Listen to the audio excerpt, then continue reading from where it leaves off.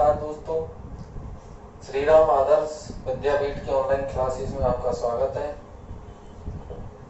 अब तक की वीडियोस में जो लास्ट वीडियो में हमने पढ़ा था गोलीय दर्पण से संबंधित कुछ परिभाषाएं, उनमें पहली परिभाषा हमने पढ़ी थी वक्रता केंद्र शीशे प्रदर्शित करते हैं। गोलीय दर्पण को जिस खोखले गोले का कटा हुआ भाग माना जाता है उस गोले के केंद्र को दर्पण का वक्रता केंद्र कहते हैं। ध्रुव गोलीय दर्पण के परावर्तक पृष्ठ का मध्य बिंदु ध्रुव कहलाता है। वक्रता त्रिज्या गोलीय दर्पण को जिस खोखले गोले का कटा हुआ भाग माना जाता है उस गोले की त्रिज्या दर्पण की वक्रता त्रिज्या कहलाती है, या फिर वक्रता केंद्र व ध्रुव के मध्य की दूरी। अगला है मुख्य अक्ष गोलीय दर्पण के परावर्तक पृष्ठ के गोलीय दर्पण के वक्रता केंद्र व ध्रुव को मिलाने वाली काल्पनिक रेखा मुख्य अक्ष कहलाती है। द्वारक गोलीय दर्पण के परावर्तक पृष्ठ का व्यास दर्पण का द्वारक कहलाता है। अब जो अगली परिभाषा हम पढ़ने वाले हैं वो है फोकस बिंदु या मुख्य फोकस। कैपिटल है बड़े एफ द्वारा इसको प्रदर्शित किया जाता है। तो यहाँ अवतल और उत्तल दर्पण के लिए ये जो 5 परिभाषाएं थी वो सेम थी, लेकिन मुख्य फोकस की परिभाषा में थोड़ा सा अंतर है। तो हम अवतल दर्पण के लिए मुख्य फोकस और उत्तल दर्पण के लिए मुख्य फोकस की परिभाषा अलग अलग पढ़ेंगे। तो अवतल दर्पण के लिए यह है अवतल दर्पण, यह बिंदु सी वक्रता केंद्र, यह बिंदु पी ध्रुव। अब देखो, यदि प्रकाश की किरणें मुख्य अक्ष के समांतर, मुख्य अक्ष किसे कहते हैं? वक्रता केंद्र व ध्रुव को मिलाने वाली काल्पनिक रेखा मुख्य अक्ष कहलाती है। यह प्रकाश की किरणें कैसे हैं? मुख्य अक्ष के समांतर। यह चीज याद रखना, जब भी मुख्य फोकस की आप परिभाषा दे रहे हो तो प्रकाश की किरणें हमेशा मुख्य अक्ष के समांतर आएंगी। यदि प्रकाश की किरणें मुख्य अक्ष के समांतर नहीं है तो उनका परावर्तन कैसे होगा, वो कैसे मिलेंगी, वो हम आगे पढ़ेंगे। लेकिन यदि हमें मुख्य अक्ष की परिभाषा, मुख्य फोकस की परिभाषा देनी है तो यह याद रखना है कि प्रकाश की किरणें मुख्य अक्ष के समांतर आपतित होंगी। तो यह रेखा जो काल्पनिक रेखा है यह मुख्य अक्ष है, यह प्रकाश की किरणें इसके समांतर आपतित हो रही हैं। तो जब प्रकाश की किरणें मुख्य अक्ष के समांतर गोलीय दर्पण पर आपतित होती हैं, यह गोलीय दर्पण, इस पर मुख्य अक्ष के समांतर प्रकाश की किरणें आ रही हैं, तो परावर्तन के पश्चात जिस बिंदु पर मिलती हैं, तो कौन से बिंदु पर मिली हैं? यहाँ जिस बिंदु पर मिली हैं उसको मुख्य फोकस कहते हैं। तो किस बिंदु पर आकर मिलेंगी? फोकस बिंदु पर, या फिर ऐसे तो हम बोलते ही हैं कि जिस बिंदु पर मिलती है उसे मुख्य फोकस कहते हैं। तो यहाँ याद रखने की बात है, दर्पण कौन सा? अवतल दर्पण। प्रकाश की किरणें कैसी आएंगी? हमेशा मुख्य अक्ष के समांतर, ऐसे सीधी आएंगी। यह मुख्य अक्ष इसके समांतर, मुख्य अक्ष के समांतर आती हैं तो परावर्तन के पश्चात जिस बिंदु पर मिलती हैं वह बिंदु मुख्य फोकस कहलाता है। अब यह अवतल दर्पण के लिए हो गई। अब पढ़ेंगे हम उत्तल दर्पण के लिए।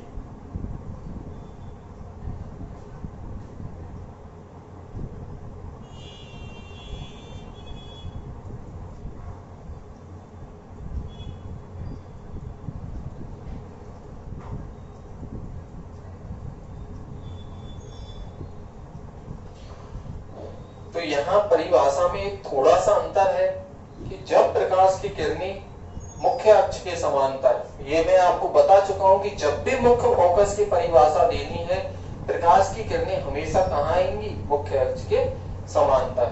तो यह मुख्य अक्ष के समांतर प्रकाश की किरणें आपतित हुई।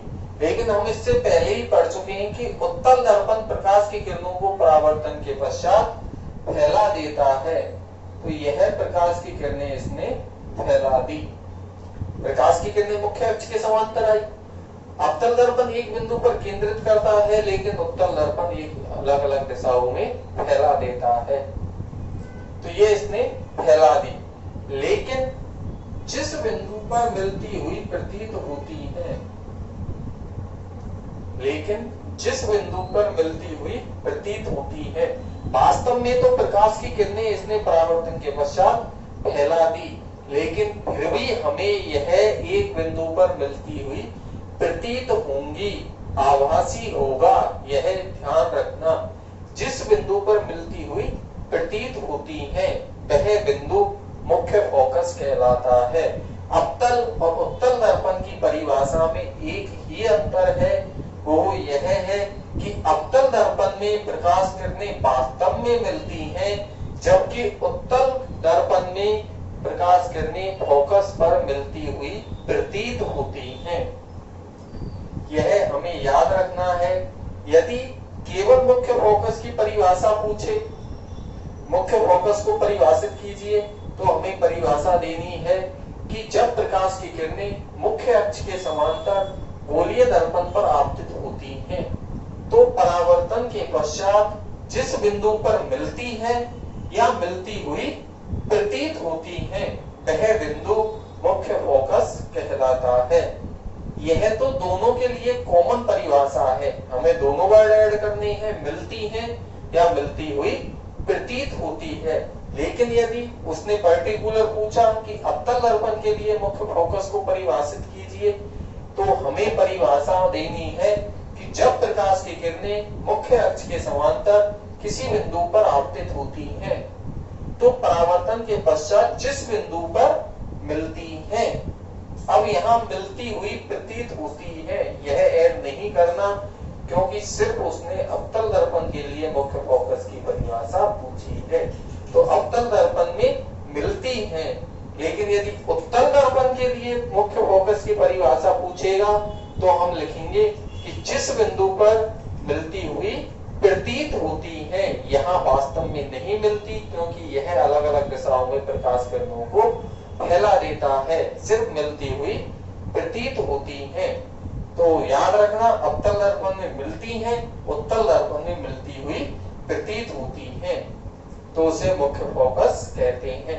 यदि केवल मुख्य फोकस की परिभाषा पूछेगा, तो हम दोनों परिभाषा देंगे, दोनों शब्द ऐड करेंगे कि मिलती हैं या मिलती हुई प्रतीत होती हैं। अब गोलीय दर्पण उत्तल दर्पण भी हो सकता है, अवतल भी हो सकता है, तो हमें दोनों परिभाषाएं देनी है, मिलती हैं या मिलती हुई प्रतीत होती हैं, तो उसे हम मुख्य फोकस कहते हैं।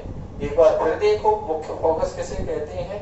मैंने बताया, आपको याद रखना है कि प्रकाश की किरणें हमेशा कैसी आएंगी, मुख्य फोकस की परिभाषा में मुख्य अक्ष के समांतर।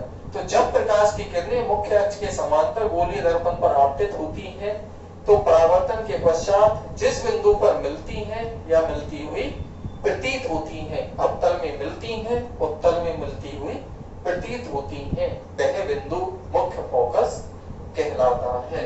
और आपकी जो लास्ट परिभाषा है वह है फोकस दूरी, वह है फोकस दूरी। इसको स्मॉल f द्वारा प्रदर्शित किया जाता है। यह सिंपल है बिल्कुल। फोकस दूरी दर्पण के मुख्य फोकस से ध्रुव के मध्य की दूरी क्या कहलाएगी, फोकस दूरी। फोकस बिंदु या मुख्य फोकस व ध्रुव के मध्य की दूरी फोकस दूरी कहलाती है। तो अब तक की परिभाषाएं, जो गोलीय दर्पण से संबंधित परिभाषाएं, वक्रता केंद्र, ध्रुव, वक्रता त्रिज्या, मुख्य अक्ष, द्वारक, फोकस बिंदु, फोकस दूरी, यह हमने पिछली क्लास में पढ़ चुके थे। आज हमने पढ़ा है फोकस बिंदु और फोकस दूरी। फोकस बिंदु मुख्य अक्ष के समांतर प्रकाश किरणें आएंगी, जिस बिंदु पर मिलेंगी, जिस बिंदु पर मिलेंगी वह फोकस, और जिस बिंदु पर मिलती हुई प्रतीत होंगी वह उत्तल दर्पण के लिए मुख्य फोकस।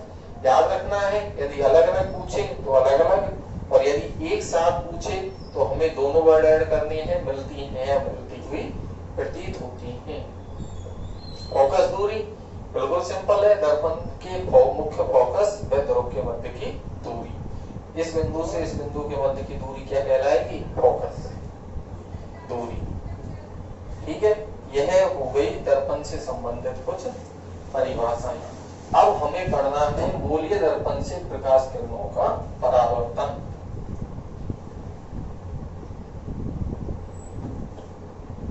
अगला जो टॉपिक है वो है गोलीय दर्पण से प्रकाश किरणों का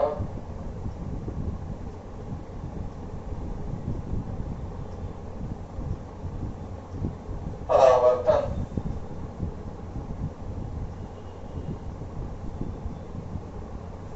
गोलीय दर्पण से प्रकाश की किरणों का परावर्तन कैसे होता है। यहाँ हम कुछ प्रकार के परावर्तन पढ़ेंगे कि प्रकाश की किरण कैसे आएगी और परावर्तित होकर कैसे जाएगी। तो यह जो कंडीशन है यह हमें आगे बहुत ज्यादा काम आने वाली है। इस पूरे चैप्टर का लाइट प्रकाश का सबसे इंपॉर्टेंट पार्ट हम आगे पढ़ेंगे प्रतिबिंब निर्माण, और प्रतिबिंब निर्माण में इन किरणों के परावर्तन काम में आएंगे। तो यहाँ ध्यान देना है, ध्यान रखना है। तो देखो कैसे होगा। पहली स्थिति, जब प्रकाश किरण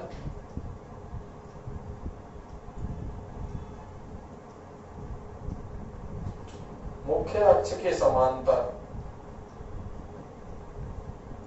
जब प्रकाश की किरण मुख्य अक्ष के समांतर आपतित होती है,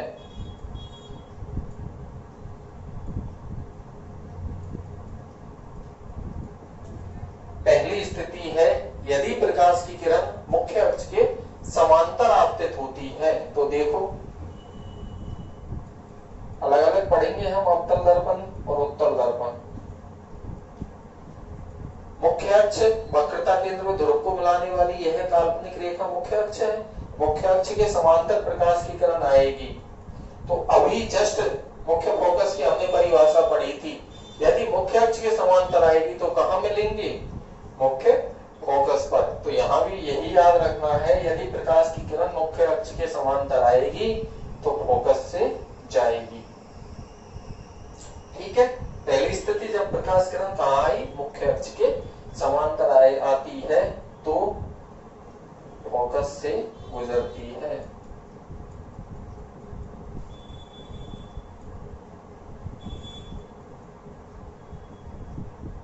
यह तो अवतल दर्पण के लिए, अवतल दर्पण में तो वास्तव में गुजरेगी, लेकिन उत्तल दर्पण के लिए गुजरती हुई प्रतीत होती है।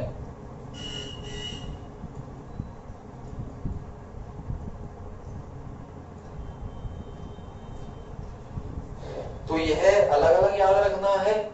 अवतल दर्पण में गुजरती है वास्तव में, और उत्तल दर्पण में गुजरती हुई प्रतीत होती है। कैसे, अभी पहले ही देखा था हमने, E F C F C। यह मुख्य अक्ष, इसके समांतर प्रकाश की किरण आएगी, लेकिन परावर्तन के पश्चात यह प्रकाश किरणों को फैला देगा। लेकिन हमें जाती हुई गुजरती हुई कहां से प्रतीत होती है, फोकस से। ठीक है। तो यह याद रखना है, पहला जब प्रकाश की किरण मुख्य अक्ष के समांतर आपतित होती है तो फोकस से गुजरती है या गुजरती हुई प्रतीत होती है। अवतल दर्पण में गुजरती है, उत्तल दर्पण में फोकस से गुजरती हुई प्रतीत होती है। सिंपल सी बात, छोटी बात यह याद रखनी है कि मुख्य अक्ष की यदि समांतर आएगी तो फोकस से जाएगी। ठीक है। समांतर आएगी तो फोकस से जाएगी।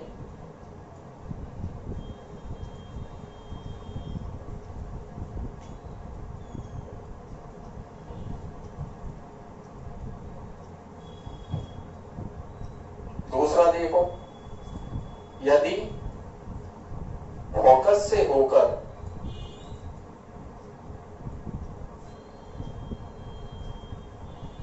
आपतित होती है, यदि फोकस से होकर आपतित होती है। अब उसने बोला है कि यदि प्रकाश की किरण मुख्य फोकस से होकर आपतित हो रही है, मान लो यहां से ऐसे आपतित हो रही है, फोकस से होकर आ रही है, तो याद रखना है मुख्य अक्ष के समांतर हो जाएगी।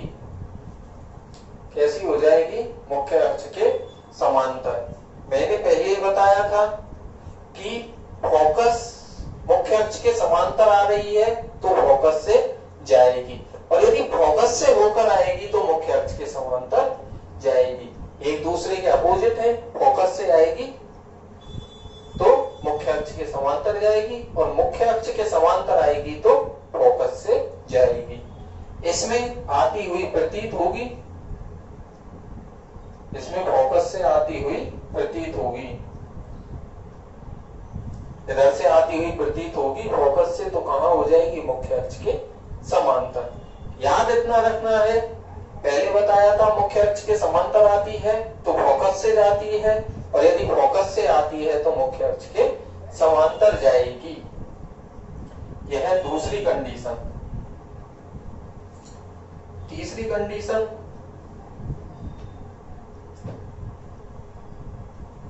यदि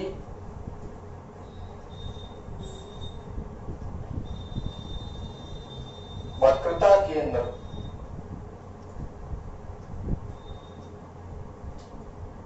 होकर, वक्रता केंद्र से होकर आपतित होती है,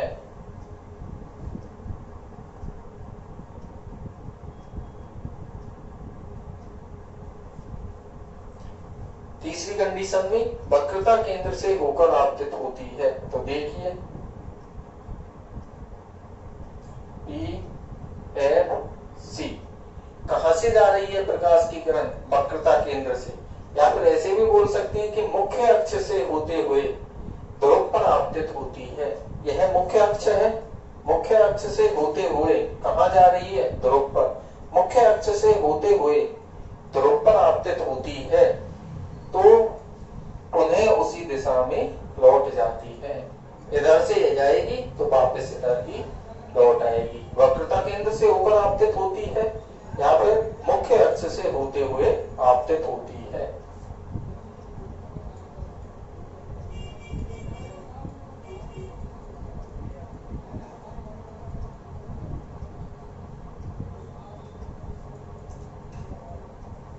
तो यह वक्रता केंद्र से होते हुए आई और उसी दिशा में वापस लौट गई। तो यह तीसरा नियम, यदि वक्रता केंद्र से होकर आपतित होती है तो पुनः उसी दिशा में लौट जाती है। वक्रता केंद्र से आएगी तो पुनः उसी दिशा में लौट जाएगी।